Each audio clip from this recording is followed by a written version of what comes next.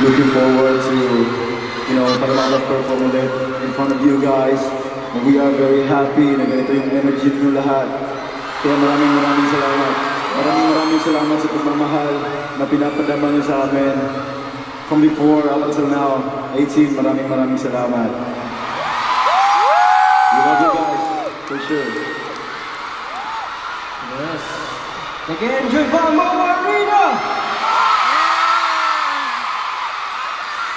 Siyempre, bago po ang lahat, gusto ko namin magpasalamat sa bawat isa sa inyo na nandito ngayon.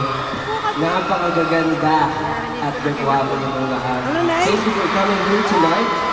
And we are so glad to share the stage, syempre, with other amazing artists. Kaya naman, maraming salamat din po, especially kay Nina Acer, and for having this evening showcase to showcase Filipino talents that always try to break the limits.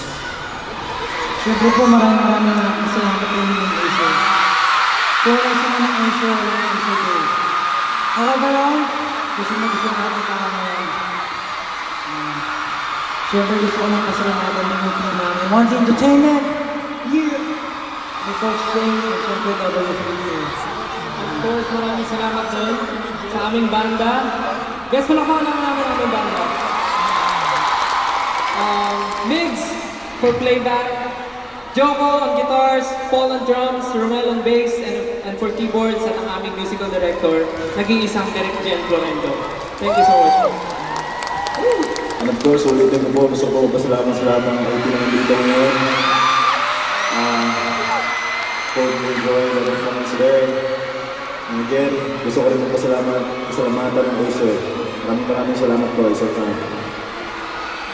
Get in the zone, we got the Kings of People!